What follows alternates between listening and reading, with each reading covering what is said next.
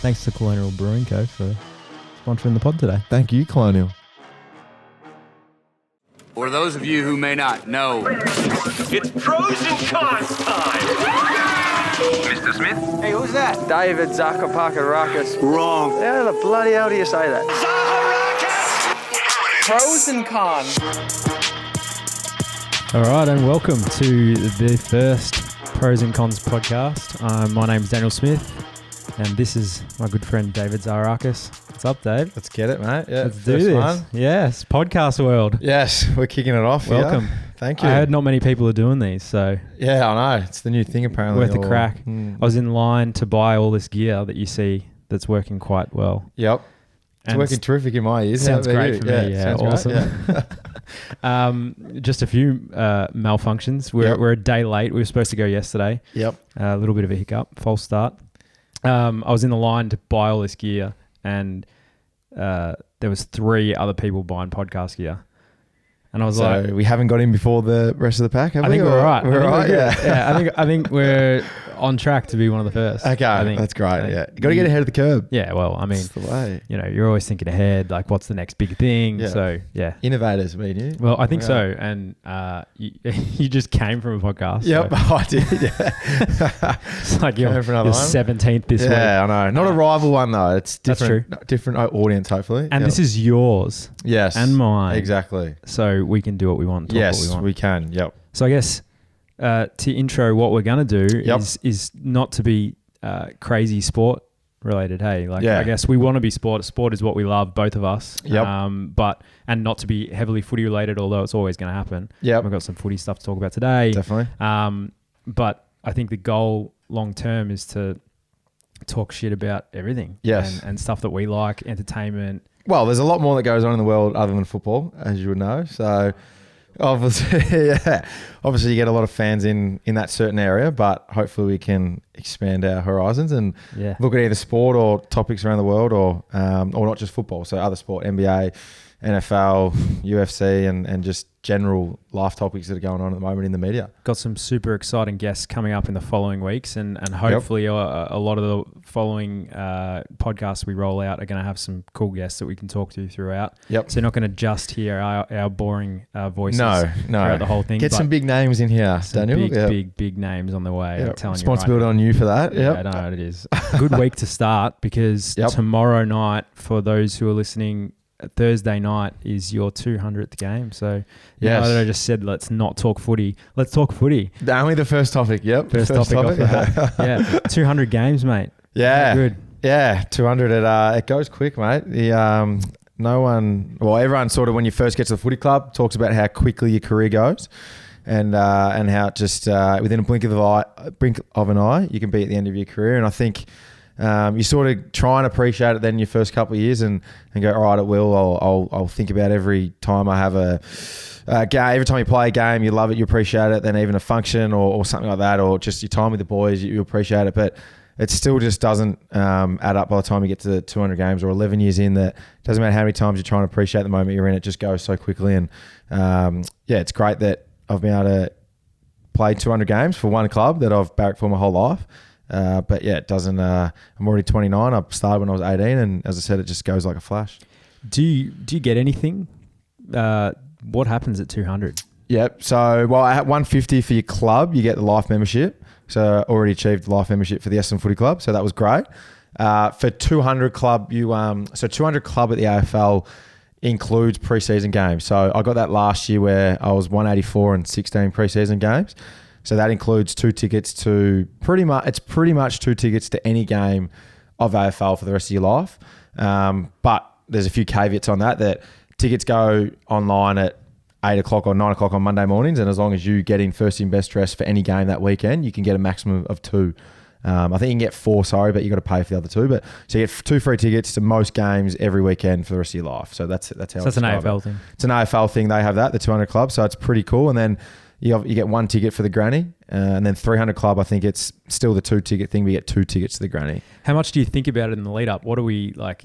I'm assuming, and we were speaking about it before. Yep. We went on air getting taxis. Yeah. Coming out the arse. So Yeah. like, obviously thinking about it, but is there a lead up during the week for training and people talking about it, or you just try to keep it at the back of your mind? I guess playing a Thursday game has actually been pretty good. The week's short. We played in Perth last week, and by the time we got back to the footy club, it was Monday for main training. So the week's only really Monday and then today, Wednesday, at the footy club, and Tuesday off. So it's a very short week, straight into the game, really. And but I think, it has sort of hit that, people now today are sending texts going, congratulations and all that. So they're all rolling through today. And at the footy club today, had a 10-minute video, would you believe? 10 minutes of highlights and people sending video messages and that. So the club organised a video like that. So that was pretty cool that a few past players and past coaches got on board and sent some nice wishing words and a few stories along the way. So a compilation. It was like a compilation. Yeah. What, is that in front of the whole club? Yeah, in front of the whole the playing group for tomorrow night with the coaches and that. So it was. It's always great to see that. And it's like a 21st speech. Yeah, exactly. Yeah, did you cop a few? It was a trend. It was the first 3 or 4 minutes were all my Bomber TV videos that I did, probably more in my early career, because I got it sort of bullied out of me that I shouldn't do it anymore. YouTube, that gold. All that stuff that I was doing, stupid Bomber TV clips like with Andrew Welsh and all that. So back in the day, so that was like the first couple of minutes. Then it was got into the footy highlights. Just a lot of highlights throughout my career. Did they just replay the Anzac Day goal? I was hoping they actually times. Well, I was hoping they'd leave that out, but obviously they wouldn't. So that was in there again, and then sort of the last probably 3 or 4 minutes was video messages from past players and manager and past coaches and stuff. So that was how it was sort of built around that 10-minute period, and it was pretty cool. Like, because you don't have time to reflect on stuff like this probably till either one, the end of the season, or two, the end of your career, really, because you're always thinking about the next thing. So the end of the season comes along, you're already thinking about pre-season again for the next year, and you almost forget how many games you played. You're like, all right, what's next? What's happening next? So it's not really something to the end of your career, but those 10-minute videos are pretty good to reflect. Have you missed this year? I missed one game with got a boot stud through the knee. Did you think about that and then go, oh shit?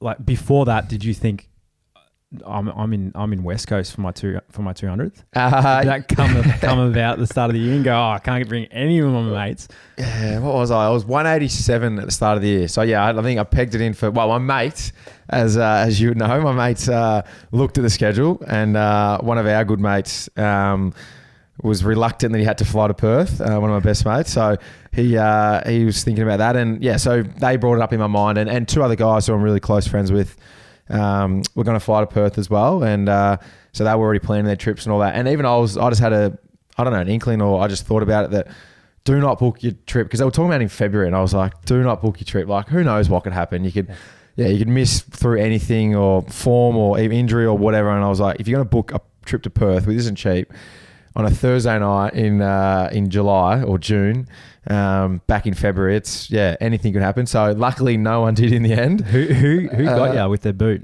It was Dane Zorko from Brisbane. Thank you, Dane. Yeah, thank you, Dane. Yeah, for allowing me to have to cop out that flight, and the boys were very happy with that. Yes. So my family probably too, because my sister and my little niece and nephew probably wouldn't have made the trip. So now they can run out with me tomorrow. So it's all kind of worked out well, missing one game to be in Melbourne, but probably the Thursday night's the little killer. But it's good that everyone can enjoy it. So what about tomorrow? So tomorrow night, what do you get on the day? Like, you got to get little extras. Do you get any? Do you get a rider like like a rock star rider? No, I get nothing. No, you don't want to do that. Fox Footy actually just asked for an interview pre-game, but no, I do my prep for a game is 2.5 hours before a game, and it was a little bit into that. It was 10 or 15 minutes into that, and I'm very strict. Nothing. As soon as you can do it beforehand, if you want to meet me 2:40 before the game or whatever, I'm happy to do it then. But not after 2 hours 30. I'm very strict with that. So nothing pre-game. Not going to do one of those walkout on the field. No. What do you think of those? I think if we get more money in the CBA, happy to do more media, which you got to give up something to get something. Right. It's mainly a captain one though, isn't it? After the coin toss, or sometimes they'll do those like going into half. Yeah, they'll do those. They're a bit interesting. Yeah, it's obviously off the NBA model. They do. They do the halftime with Doris Burke and all Doris. that. Yeah, thanks Doris. So they do those, and I think the NBA get a lot of money from their, sort of off topic here, but the NBA get a lot of money from their CBA, but they get so much media access. So media pay more money because they get more access. So I think what happened with us a couple of years ago was obviously with our CBA that the media want more access, but then obviously for that access they get money. So we get sort of paid indirectly for that. So if the players want more money, then they got to give up more media, and those halftime interviews either walk off the ground or some you see now on the benches during games. Yeah, and well, stuff. there's that Hodgie one. Yeah. That was interesting because I saw that live and I was like, this is weird. Like I thought it was weird, but it was insightful. And I think that like what Hodgie said was good, but it was kind of, it almost felt like he had to switch off from game mode mid-game while he's on the bench and go, oh shit, I forgot I had to do this. Or like, he did a great job in the moment, but like, is that something that you'd ever think about doing it? It's only if they start saying, all right, we're gonna make sure you guys get looked after here. Well, it would have been pre-organised, so it would have been pre-planned. So the club would have ticked it off, Hodgie would have ticked it off, News would have ticked it off. So a lot of people just look at it and go, oh, there's a boundary rider interviewing a player during a game, what's going on? But everything would have been ticked off, would have been all given the all clear, no issues from any end. So yeah, the way, obviously, if it's like anything, the first time people see things, they wonder why it's happening and what's going on and why they're doing it. And but everything would have been pre-planned. And obviously, if that then all of a sudden comes into the game the next 2, 3, 4 years, everyone won't even think about the Hodgie thing anymore because that's just a natural part of the game. So it's probably one of the first things the first times it's happened. It's a weird thing because you look at all the sports in the US mainly, and they expect it. Yeah. The people watching, even us here, we watch it and expect it, and it's normal. And you watch their post-game interviews in the locker room. There's 7,000 people surrounding these guys who are in their jocks. Yeah. And it's normal, and there's no issue. Yeah. There's this weird tall poppy thing here that happens where like you do it and people call you out. You say something too far out, they call you out. Yeah. You probably get called out for doing a podcast. Like you probably get called out for doing whatever. It doesn't really matter. But over there, if you're not doing it, you'll get called out. Like it's kind of this weird thing that happens here. I don't know. If you don't say anything over there, you get called out for being too quiet and too insular and not giving anyone anything, that kind of thing. So yeah, I think it's just not part of our culture yet. Whether it becomes into it more with podcasts and just media access and it's purely a dollars thing. Like it just wasn't part of that, and now media are wanting more access to players and stuff. And I think as I said before, you got to give up something to get something. So. Players, if they want more money in the future and stuff, then you got to give up certain things, and I think that is that media access. We talk about how no one can come in our locker room and our change room and all that, but hey, if you're going to get more money for it, then why wouldn't you give it up? So that pre-game kind of thing, like post game straight after, you know how like the NBA they talk about in their locker rooms, right? Post game they go straight up to LeBron James and ask him questions straight away, and they do the podium and all that kind of thing. But post meetings, post training sessions, I couldn't fathom. On a Monday, Monday just gone by, we had our main training session, and all of a sudden you can walk into your locker room and there's 5 people there with a camera and microphone asking questions. Like you couldn't fathom it because it hasn't happened yet. Right. So whether that does happen in the next 5, 10, 15 years, like it's a ridiculous thought now, but that's what happens in the NBA. They go back to after the shoot around or after the training, or especially in the NFL, they go to their locker room after their Tuesday practice or something, and there's cameras and microphones in there. So it'd be interesting to see where that landscape goes and where the stopping point is in Australia, because it just hasn't been part of our game. It's been a bit more like a standoffish in that sense from a footy club, because it's so like inner sanctum, no one comes in. Exactly. That's just the Australian way, yeah. And then you get like they're interviewing the coaches box now, like during the game. Someone's got it's so odd. It's so odd because I've been in a coaches box before. Yep.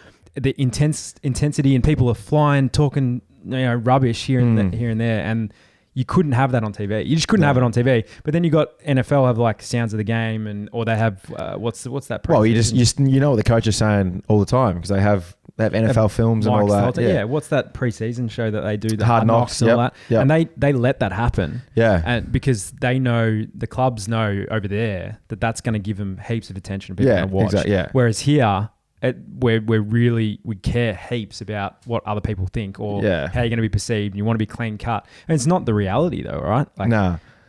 Someone's going to drop an F-bomb. Yeah. Sorry. Oh, it's a reality of competitive sport. Yeah, that's exactly what it is. I mean, you see it anyway. Like you see it with the camera, you just don't have the audio. So you see coaches smashing phones or yelling or anything like that. It's just once people hear the audio, then it's like, oh, what's going on? But people laugh now or look at it now and go, that's fine because they don't hear the audio.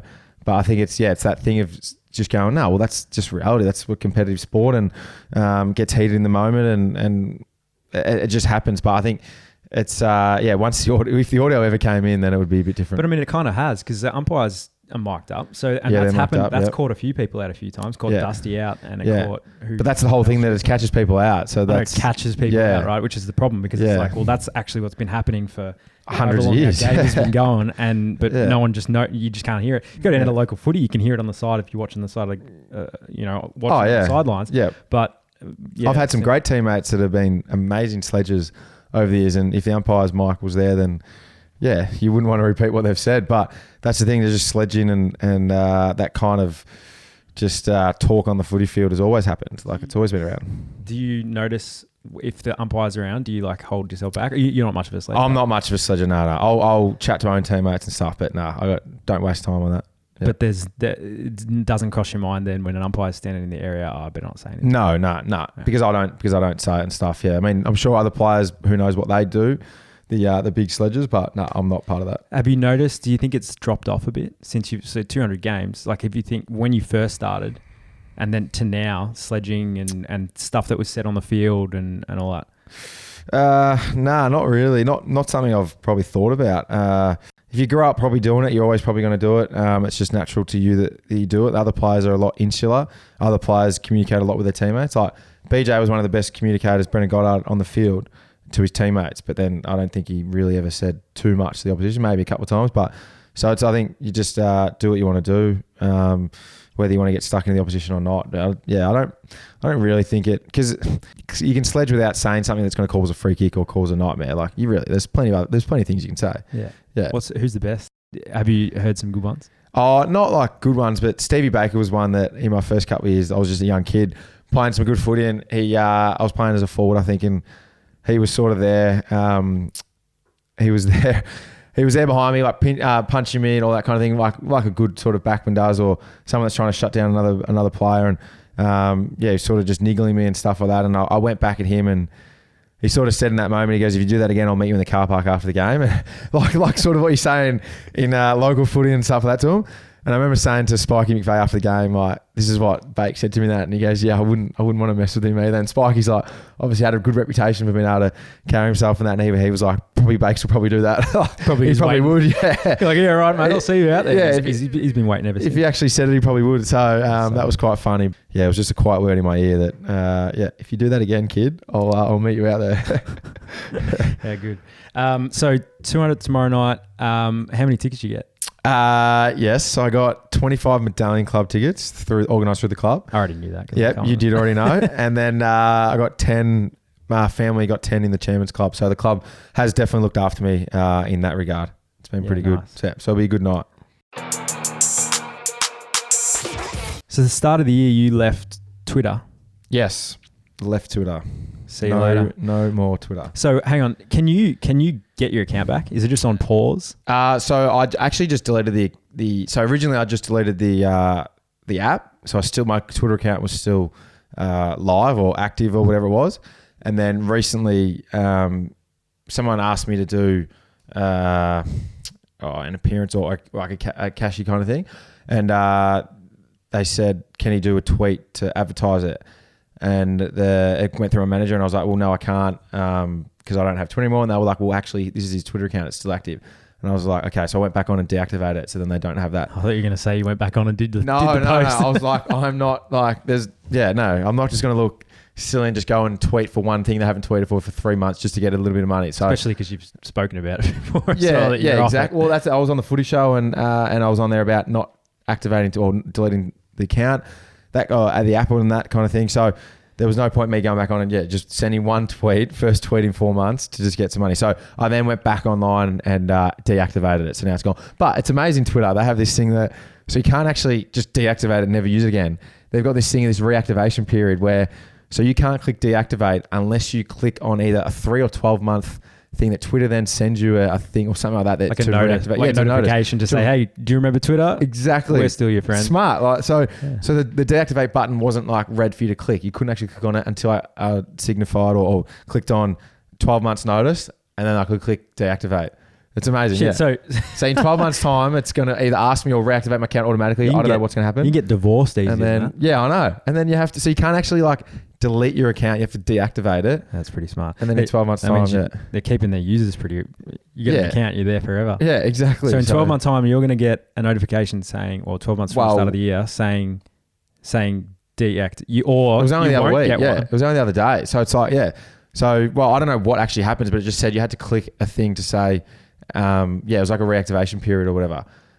So I'm not sure whether maybe if I don't use it in that time, it automatically deletes. I'm not sure whether someone, a listener, could tell us about that. So, hit us up, Twitter. Yeah, hit us up on that and exactly what it is. If I can just fully delete my account, because I'll never get Twitter again. Probably you're done. So probably until maybe post-career. So that was my question. So because Facebook, different game. Facebook, right? Facebook's more personal, and you're not getting friends. You're not getting every nuffy in the world writing stuff to you on your Facebook. Instagram though, you'll get people writing your photos and all that sort of stuff. But with Twitter, you're finding just because of the direct. Is that why? Was it just because of the direct communication that they can have? They can write at Dave Zaharakis on Instagram, on Twitter, sorry. Yeah, and they can talk to you. There's just no accountability with what people can say to you. It's just direct. They can be keyboard warriors. You might not even be who knows who it is. It could be a kid, could be an old person, could be middle aged. So you don't know where it's coming from, because all accounts now are just you don't know if unless they're verified, you don't know who they are. It was just more the roller coaster of Twitter. I love Twitter for news. I watched a lot of NBA programs and followed a lot of NBA stuff, a lot of media people in the NBA, free agency especially. You want to watch that, NFL, all that kind of thing. So love Twitter for news, but more just the ats and all that. I just couldn't be bothered with it. Just the ups and downs. This is not new in terms of people getting trolled on social. So this year's it was just a breaking point. Well, there was an incident. So over probably the 8 years or whatever I had Twitter, my block list was massive. So if anyone said anything small, even just small negative, I'll just block them straight away. Who cares? I don't need to have them, at least because that might build to something else. And it's just what's the point of just copying something from someone? So you just block it. So that was what I did. And then all of a sudden, it was an incident this year, round 1. After GWS, we got smacked, and I caught up with whatever. Straight as soon as the siren went, walked over to Stephen Caligo from Sydney, GWS, and me and him had met years ago through the multicultural stuff of the AFL. So we knew each other and that kind of thing, and I just went up to him and had a little joke about some things, and we just said stuff to each other. And I remember he was looking at me, and the scoreboard was directly behind him. And I remember as I was having that conversation with him, me and him popped up on the scoreboard. So that was the Channel 7 feed. And it was me smiling, talking to him. And I remember walking off the ground and thinking straight away, I'm going, that's going to be somewhere. And walking into my room, into the change rooms after the game, got on the bus, whatever. And then opened my Twitter account or whatever. And people sent me screenshots going just going to town. You're disrespectful. Can't believe you'd laugh. Do you not even care about the footy club? All that stuff. And it's, to me, in my mind, it's seriously, I've played 11 years for this footy club. I've been an Essendon supporter since I was a kid. I've now played 200 games for the footy club. Do you really think I don't care about the footy club and where it's at, or losing round 1, all that kind of thing? The siren's gone. You can have a laugh, and like when Mizey had a shot for goal after the siren a few weeks ago and he missed and Het went up to him, they had a laugh about it. Yep. Because they copped that. They copped it for that. Yeah, they copped it for that. That was all over. Your one wasn't over the media though. No, it was over social media. Social media. Yeah, those ones copped it everywhere. They copped it everywhere, and it's come on, the siren's gone, you lost. Can you change that result right now? No, you can't. All right, what are we going to do next week to improve and get a win? You can't change it in that moment. So it doesn't show that you don't care or whatever. It's, what do you want us to do? Go in the locker room and cry or not talk to anyone for the next 2 hours of our life? And I wouldn't mind. Sit there, have a bit of a tear. Yeah, you know what I mean? What do you want to try to do? We're grown-ups. We competed for 2 hours and we weren't good enough on that day and we lost, but then we move on and we try and rectify it next week. Doesn't mean you don't care. Obviously, everyone cares. That's why we're still in this industry and playing footy. So that was a bit of a breaking point for me. It was what's the point of this? Because they're people that will back you up when you're going well, and they'll send you a tweet going, how good is this? When you're probably not as good as what they say you are. And then when you're not great, then they smash you for it and all that. So I was just over it at that time. And to be honest, mate, I have not missed it at all. Like I don't know. I don't read newspapers, so I don't know what's happening. So I could be getting potted right now in the media of the football world for how I'm playing, or I could be getting praise. Like who knows? I don't know. I love it that way, that all you focus on is what your coaches say to you, what your teammates say to you, and that's because your coaches are the ones who are going to pick you every week, and your teammates are the ones who are going to play with you. So they're the two things you focus on. Because Instagram, they only comment on your photo. They don't really comment on your games and stuff. And Facebook's more your mate. So Twitter was the only thing. Also a bit easier to ignore, right? Like you might get a comment on your Instagram account. You can kind of let that one slide. So did you find it was you were looking at them? You were, because I mean the argument to it is, well, just ignore it.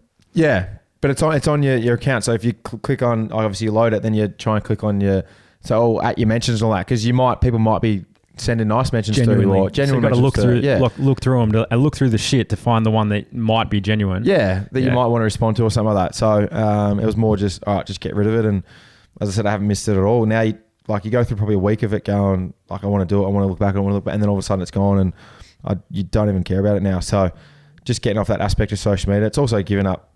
You don't actually miss anything because now Instagram has like all highlights or people that pretty much use Twitter use Instagram. So you find out free agency, so all the stuff that I used it for, right? You find if that information out anyway. So you're just not using two platforms. But who controls it? Like, and I think this is where the argument's going. I've seen a lot of people trying to call out Facebook. Yep. In particular, let's talk Facebook, or let's say Twitter.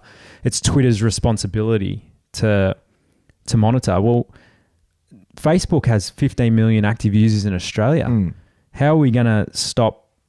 And then what do we let algorithms do it? And then what happens if I write something that isn't? Yes. And then how do you pick up tone of voice? And then how do you know a comment from a comment that's a joke to a mate? Yeah. There's a fine line because everyone's entitled to an opinion, and like you can have your own opinion. So if it's footy related and you can say that player's crap or you can't kick or whatever, like that's kind of like you're entitled to an opinion on someone, so or about a topic. So you're allowed to think about whatever you like and that kind of thing. But when it turns into abuse or bully or racism or something like that, where you just like physically, mentally, or probably mentally abusing someone, that's where the fine line is. So I'm not here to say that no one's entitled to an opinion, because everyone is, and you can have your own and you can debate people on it, but you can't.